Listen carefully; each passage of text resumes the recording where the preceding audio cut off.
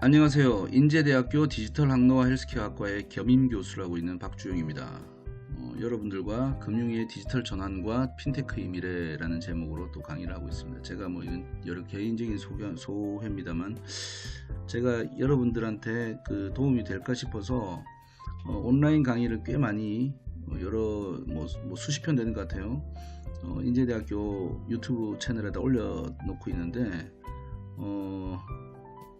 이 한 번의 테마를 가지고 진행하면 꽤 많은 시간을 제가 투자를 해서 만드는데 핀테크 분야도 이제 거의 아직은 막판은 아니지만 꽤 많은 분량을 넘어서고 있습니다. 20강을 넘어서서 이제 21강째를 하고 있으니까 여러분들도 좀 지겨울지 모르겠지만 공부라는 게 뭐 재미는 없죠. 잘 따라와 주시기를 당부하면서 이 시간 시작하겠습니다. 자, 첫 번째 금융의 디지털 전환 부분을 다 올려드렸으니까 찾아보셔서 공부를 하시면 될 것 같고요. 핀테크의 미래 부분을 또 계속해서 가겠습니다. 핀테크 미래 부분에서는 챕터 4가지를 가지고 공부를 합니다. 핀테크 기업들의 현황과 기존 금융권의 대응, 그리고 빅블러 시대라는 제목으로 자 여러분들 하고 있고요. 그 다음에 플랫폼 독점의 시대라는 말로 또 갈 겁니다. 자, 이제 빅블러 시대에 이제 거의 최종적인 내용을 한번 보겠습니다. 새로운 플레이어들 어떤 것들이 있는가, 금융업체의 정체성, 금융업의 정체성을 제가 강의를 올린 게 있는데 그거 꼭 보시기를 바랍니다. 두 번째 스타벅스 관련된 얘기인데 이것도 빅블러를 설명하기 위한 제일 좋은 소재죠. 자, 글로벌 금융 서비스들이 계속 탄생하고 있다는 걸 제가 지금 이제 한번 얘기를 해보겠습니다. 이건 무슨 얘기인지 하고 있는데 하면 뒤에 할 말이 좀 있는 거죠. 자, 그러면 이번 시간 계속 탄생하고 있는데 뭐가 있는지 볼까요? 조건부 허가. 여러분 조건부 허가라는 말 들으면 바로 알 수 있는데 이걸 경험하게 되는 건 썩 좋은 건 아닙니다. 허가는 허가인데 조건부 허가라는 게 무슨 말인지 한번 볼게요. 한국에서 불법 아닌가, 이 내용 가지고 진행을 하겠습니다. 자, 첫 번째 조건부 허가라는 얘기가 있는 얘기를 한번 해보겠습니다. 제가 천천히 한번 나가볼 테니까 잘 따라와 주십시오. 매년 전 세계 핀테크 기업의 순위를 1위부터 100위까지 평가해서 발표한 자료를 제가 이 온라인 수업에서도 분명히 소개를 해드렸는데 핀테크 100이라는 게 있죠. 이 강의, 지금 하는 강의 말고 다른 강의에 핀테크 100이라는 제목의 강의가 있을 겁니다. 그걸 꼭 찾아보시면 될 것 같고요. 어쨌든 핀테크 100이라는 제목으로 제가 찾아낸 자료는 2014년부터 공개됐으니까 아마 그게 맞을 겁니다. 그랬던 해당 자료를 보면 어느 해부터는 한국 기업도 한두 개씩 꼭 포함되기 시작했습니다.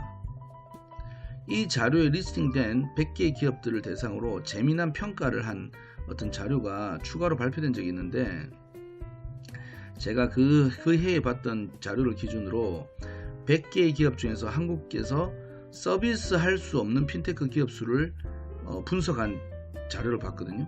그 자료를 가지고 제가 한번 지금 여러분들께 몇 가지 얘기를 한번 나눠볼까 합니다. 그 자료를 보면 완전히 불법으로 판정이 돼가지고 전혀 서비스를 할 수 없는 그 서비스가, 그 해외에 성공한 서비스가 13개가 됩니다. 엄청나죠? 13개. 그리고 조건부 허가, 지금 제목에서 본 것처럼 조건부 허가를 받아서 진행해야 되는 곳이 44개입니다. 합치면 57개가 되죠. 이 조건부 허가라는 말이 상당히 저는 부정적으로 보여지거든요. 실무의 경험이 제가 좀 있어서 그런지 모르겠는데 어떤 비즈니스 모델을 탁 만들어가지고 해보려고 하는데 제가 만든 비즈니스 모델에 제가 뭐 큰 틀의 어떤 개념도 있겠지만 디테일한 것까지 다 포함해서 제가 나름 치밀하게 짤 거잖아요. 근데 조건부로 허가를 받으면 그런 것들을 좀 이렇게 감해야 됩니다. 좀 쳐내야 됩니다. 그러면 오리지널 비즈니스 모델을 그대로 진행할 수 없게 되고 막 변경하자 이래 되니까 대부분의 사업 모델이 상당히 적용하기 어렵거나 굉장히 뭐 추가 투자와 기간을 소요하게 되는 것도 뭐 그런 현상들도 일어나죠. 이게 뭐냐면 제가 예를 하나 들어볼게요. 우버 택시가 아니고 우티 택시. 우티 택시라는 서비스가 한국에 서비스되고 있습니다. 이미 이 우티 택시라는 게 뭐냐면 우리가 알고 있는 우버가 한국에서 조건부 허가로 시작된 거예요. 무슨 말이냐면 처음에 한국의 우버라는 서비스가 꽤 2020년 전에 한국에 진입을 했습니다. 그래서 초기에 우버 서비스를 사용했던 사람들도 꽤 많았었는데 어느 날 택시 업계나 이런 것들 반발에 의해서 어쩔 수 없이 이 서비스가 사라졌죠. 한국에서는 쫓겨났습니다. 쉽게 얘기하면. 그러고 나서 우버는 한국에 들어올 수가 없었는데 우버가 한국에 들어오기 위해서 선택할 수 있는 방법은 유일하게 기존의 우리 택시 콜, 그러니까 카카오 택시하고 똑같은 방식 말고는 허가를 내줄 수가 없는 거예요.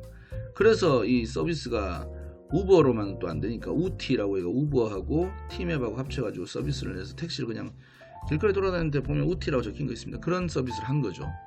근데 여러분들 지금 이 수업 중에 이 얘기를 들으시는 분들도 우티가 우버하고 상관이 있다는 걸 몰랐던 분도 엄청 많습니다. 그만큼 조건부 허가라는 것이 그만큼 이게 정체성을 다 사라지게 하는 겁니다. 이런 식으로 서비스를 허가를 낸다는 것은 이건 허가 안 낸 거하고 저는 진배 없다고 똑같다고 저는 생각합니다. 이미 그러면 이런 식으로 우리나라에 만약에 조건부 허가로 들어온 업체가 44개가 다 그렇게 한다고 쳐도 굉장히 제대로 안 되겠죠. 이미 검증된 글로벌 성공 사례를 한국에서는 진행조차 할 수 없는 현실이 좀 답답해지는 거죠. 물론 국가별 상황의 차이가 있고 시장의 보호도 필요할 수가 있으니까 일정 부분까지는 이해를 할 수 있는데, 근데 글로벌 성공 사례의 절반 이상이 부정당한 현실을 이해만 하기는 어려움이 너무 큽니다. 진짜 절반 이상인지 한번 볼까요? 계산 한번 해볼까요? 오랜만에 산수 계산 한번 해봅시다. 제가 2019년 기록을 보면 여기 한국 기업이 2개가 포함됩니다. 그러면 100개 중에 2개가 한국 기업이니까 이미 한국에서 서비스하는 회사니까 그건 차치하고요. 98개가 남죠, 그죠? 98개 중에 이 안 되는 불가 판정을 저는 조건부가도 불가라고 생각하니까 57개를 하면 이걸 대충 산수로 계산하면 한 약 58% 정도 나옵니다. 거의 60% 육박하죠. 해외에서 선보한 그런 서비스들이 거의 60%에 가까운 것들이 한국에서는 서비스를 할 수가 없는 거예요. 참 이걸 보면서 좀 사실 개인적으로 좀 개탄. 근데 제가 이걸 틀렸다라고 말하는 건 절대 아니란 걸 미리 말씀드립니다. 안타깝다는 거죠. 우리가 좀 옛날 얘기를 좀 하면 어린아이들한테 우리가 어렸을 때도 뭐 한국의 위인전만 읽은 게 아니라 외국의 위인들의 삶을 위인전이라는 이름으로 제목을 많이들 읽게 하죠. 근데 한국에선 적용이 불가능한 위인의 삶을 한국 현실에서 본받고 따라해야 되는 좀 이상한 현실같이 느껴지는 것도 있습니다. 여러분들도 고민 좀 한번 해보십시오. 자, 그럼 한국에서 불법인 게 뭐냐? 이거부터 무슨 얘기인지 한번 볼까요? 가끔씩 뉴스에서 외국인의 외환관리법 위반이라는 제목의 뉴스 기사를 유명인들이 그런 뉴스 기사를 읽게 되는 경우가 있습니다. 뭐 이런 것도 있었죠. 실제로 화면에 있는 것도. 이 경우에 위반한 그 행위를 해석해 보면 속칭 뭐라고 하는 거냐면 환치기라는 방법을 쓴 거라고 합니다.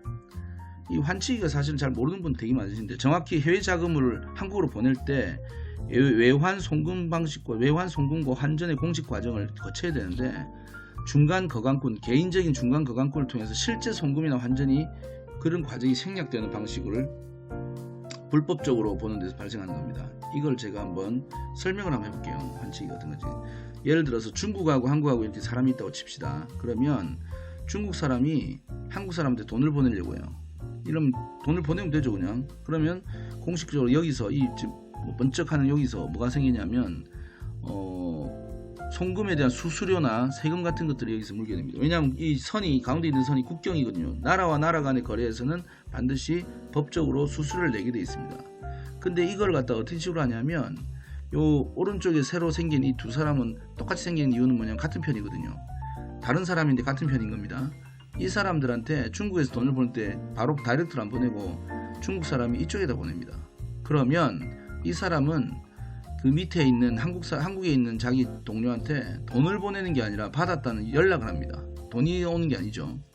그러면 이 사람은 그 받았다는 연락을 받고 자기가 예비로 들고 있던 돈을 이 사람한테 지급을 합니다. 그러면 아까하고 똑같은 식으로 전달은 받았는데 다른 길을 통해서 갔죠. 그러다 보니까 이 과정에서 이 소식만 전하기 때문에 실제 돈이 국경을 넘어가는 일이 안 생기는 겁니다. 이거를 환치기라는 표현으로 외환관리 위반이죠. 외환관리법 위반인데 이런 걸 환치기라고 합니다. 근데 한국에서 이 환치기를 하면 불법인데 이 환치기를 합법적인 비즈니스 모델로 만들어 성공한 기업이 있습니다. 영국의 트랜스퍼와이즈라는 회사고요. 이 트랜스퍼와이즈는 현재는 이름이 아예 와이즈로 변했습니다. 트랜스퍼라는 이름도 너무 자기네들이 사업 범위를 축소시킨다는 의미인 것 같아요. 그래서 아예 와이즈로 이름이 바뀌었는데 이 YG에 대한 얘기는 또 다른 강의에 있으니까 제가 좀 생략하겠습니다. 어쨌든 창업자 두 사람의 재밌는 스토리가 실제 있어요. 이거를 보면 되게 뭐 이 두 사람이 제 강의에도 한번 나옵니다. 근데 뭐 모르겠으면 찾아보시든지 하시면 좋을 것 같습니다. 궁금하신 분들 검색해서 찾아보시면 될 것 같고요. 어쨌든 아무튼 트랜스퍼와이즈 또는 와이즈는 영국에서 시작해서 전 세계 수많은 국가 간의 송금고 환전을 빠르고 싸게 이용하게 한다는 그런 장점이 있어서 실제로 미국의 그 브로드웨이가 아니고 월스트리트, 죄송합니다. 월스트리트로 진출했습니다. 이게 뭐냐면 이 지금 뭐 나오는 화면이 월스트리트 진출 기념으로 이 직원들하고 같이 좀 이 뭐 노출이 좀 심하게 한데 영상으로 컨텐츠를 찍어서 광고를 만들었던 겁니다. 만약 이 업체가 한국에서 사업을 시작했다고 가정을 한다면 과연 지금의 성공을 할 수 있었을까 하는 그런 의문을 가지게 되죠. 혹시 그리고 넷플릭스 가입해서 보신다고 생각하시면 시간 나실 때 타다라는 단어를 한번 검색해 보시는 것도 좋습니다. 타다 대한민국 스타트업의 초상이라는 제목의 다큐멘터리가 하나 있거든요. 그 다큐멘터리를 보면 타다 입장에서 제작된 내용에서 어느 정도 타다를 동조하거나 지지하게 되는 마음을 가질 수는 있는데 저는 지금 타다 입장이 옳고 그런 걸 뭐 이런 얘기를 하고 싶은 게 아닙니다. 그건 접어두고요. 해당 분야의 기회에만 잠시 집중을 합니다. 사실 국내 시장에서 타다 이전에 다른 유사 서비스들도 꽤 있었거든요. 여러분 들어보신 적 있는지 모르지만 플러스라고 해가지고 이것도 이제 이게 카풀이란 개념으로 사실 그런 그 라이드 쉐어를 한 겁니다. 이게 승차 공유를 한 건데 이런 회사도 있었고요. 또 하나는 럭시라는 회사도 있습니다. 럭시. 사실은 이 회사는 이 임원진이 또 다른 더 좋은 일이 생겨가지고 지금 성공한 사업가긴 한데 어쨌든 이런 서비스들이 다 현재는 서비스는 다 사라졌죠. 한국에서도 우버 같은 승차 공유를 지향하는 유망 서비스들이 있었다는 겁니다. 근데 이 분야의 모든 기업들은 대부분 다 어떻게 되냐면 기존의 택시 사업들, 택시 업계에 심한 반발로 서비스가 불법화되고 중도 포기하고 뭐 이런 상황들에 너무 많이 노출됐습니다. 그 중에서 가장 마지막까지 생존 가능성이 있었던 서비스가 바로 타다였고요. 타다의 법적 해석이 합법으로 될 가능성이 훨씬 높게 예상됐고 실제로 법을 어긴 게 없었기 때문에 합법이었는데 그래서 상당히 희망도 가졌었는데 근데 새로운 정치적인 국회의 새로운 입법으로 인해서 타다 금지법이라는 게 생기고 최종 불법 서비스로 판정되면서 현재는 전혀 다른 정체성으로 아까 앞에서 얘기했던 조건부 뭐 허가 이런 겁니다. 그냥 택시가 돼버린 거예요. 일반 택시가. 그래서 예전의 명성을 완전히 잃어버렸습니다. 뭐 안타깝지만 최종적으로 그 이후에 합법이 되고 뭐 무죄 판정을 받았지만 시간이 이미 다 지나버렸죠. 한국에서 이런 일이 일어나고 있던 시기에 그럼 해외에서는 어떤 일이 있냐, 특히 우리나라가 속해 있던 아시아제에서는 어떤 일이 일어났냐 한번 볼까요? 타다와 비교할 수 있는 이런 회사들, 그랩이나 고잭이나 올라 같은 회사가 있는데 이 회사들은 그랩은 고객 대상으로 결제 서비스를 직접 탑재해 가지고 아예 핀테크 회사로 성공했습니다. 여러분들 제 강의 다른 데 보면 나오죠. 그리고 그랩하고 항상 세트처럼 소개되는 인도네시아의 고잭이 있는데 고잭도 고페이라는 걸 통해서 핀테크 엄청나게 글로벌 핀테크 10위 안에 드는 회사가 만들어졌죠. 인도의 올라도 마찬가지로 이렇게 됐습니다. 이 분야의 선구자격인 우버는 또 어떨까요? 우버는 이미 벌써 다양한 부가 서비스가 막 엄청 붙었습니다. 그리고 그에 따른 결제 등의 핀테크 방식으로 연결하는 서비스가 다 되어 있습니다. 자, 우리나라에서 한국에서 핀테크일지 뭐 승차 공유일지 정의는 중요하지 않은데 그런 서비스들이 불법이라고 막 판정받고 이럴 때 해외에서는 이런 기업들이 거대 기업으로 성장하는 걸 보면 여러분들이 알아서 판단하실 일이지만 저는 개인적으로 그리 유쾌하진 않습니다. 타다의 불법적인 어떤 불법성에 대해서는 제가 여부를 결정할 수는 없습니다. 다만 타다를 그냥 택시 시장의 숟가락 들이민 경쟁업체 정도로 보기에는 유사한 해외 기업들이 선보이는 성공 스토리가 너무나 많다는 생각이 좀 듭니다. 참고로 타다에 내려진 불법 판정이 이슈가 되던 시점에 국내에서는 투자가 예정되어 있던 수많은 모빌리티 스타트업들의 그 계약 계획에 그 계약들이 전부 다 파기가 되어버렸어요. 그리고 투자 철회가 이루어졌습니다. 그쪽 시장 완전 죽어버렸습니다. 그리고 그 이후에 무죄 판정도 났죠. 세계 경제 순위 뭐 몇 위에 든다 하고 뭐 이런 뭐 지금 뭐 그런 얘기들이 많았던 우리나라 경제입니다. 그런데 한국의 경제 수준에 상응하는 비즈니스 이해도도 좀 필요하지 않을까 하는 제 개인적인 생각을 여러분들께 남깁니다. 자, 그럼 좀 정리를 해볼까요? 해외에 성공한 핀테크 기업들이 한국에서 사업 런칭조차 할 수 없는 것은 국내에 강력한 규제도 있고 사업에 대한 인식도 차이가 있다고 저는 생각합니다. 타다 서비스 같은 승차 공유 서비스는 단순히 모빌리티 서비스만이 아닌 진짜 핀테크 서비스로 확장 가능한 비전이 있는데 우리나라는 좀 그걸 성급하게 너무 불법화시켰던 사례가 너무 많죠. 좀 신중하게 좀 했으면 하는 개인적인 바람입니다. 여러분들이 새로운 사업을 준비한다면 그런 한국에선 그런 외부적인 요인들도 고민해야 되기 때문에 잘 고민해 보시고 만약 답이 없다면 글로벌 서비스나 또 해외 서비스로 가는 것도 방법일 수 있다는 것을 제가 팁을 좀 드립니다.